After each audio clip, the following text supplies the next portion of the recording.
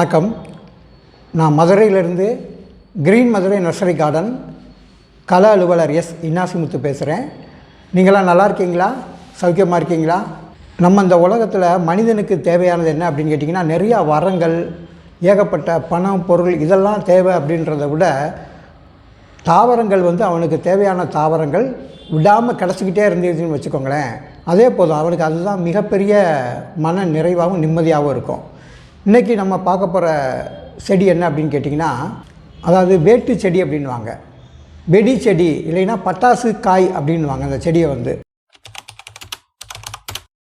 இதோட காய்கள் பார்த்திங்கன்னா பச்சை கலரில் அப்படியே ஒரு 5 விரல் விரித்த மாதிரி, அதில் நடுமையத்தில் ஒரு காய் இருக்கும்.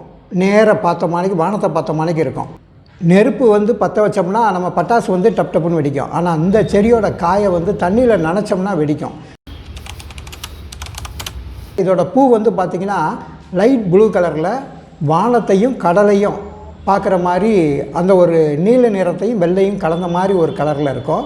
இதுதான் இந்த பட்டாசு காயோட வித்தியாசம். இது வரைக்கும் இந்த நிகழ்ச்சியை எல்லாருக்குமே சொல்லியிருப்பாங்க.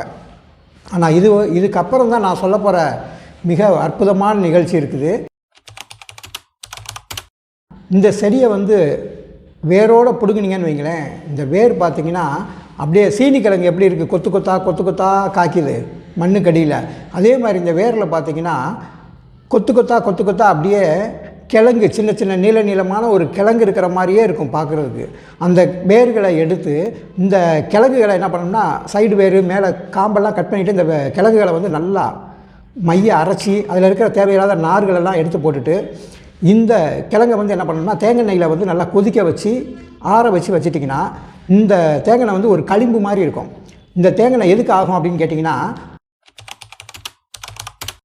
நம்மளோட காலில் பாத வெடிப்பு வருது பார்த்திங்களா, அந்த பாத வெடிப்புக்கு மிக சிறந்த அற்புதமான மருந்து. அது மட்டும் கிடையாது, சர்க்கரை நோயினால் ஏற்படக்கூடிய புண்ணு இருக்குது பார்த்திங்களா, அந்த புண்ணுலெல்லாம் இதை தடவி விட்டோம்னா அந்த புண்ணு சீக்கிரம் ஆறிடும். அது மட்டும் இல்லை, இந்த மாதிரி செடிகளை மண் அரிப்பு தடுக்கிறதுக்காக அங்கங்கே வளர்த்து விட்டுருந்தோம் அப்படின்னம்னா அந்த மண் சரியாது. இன்று இந்த தகவலோடு உங்களுக்கு இன்றைக்கு நிறைவு பெறுகிறேன். நன்றி.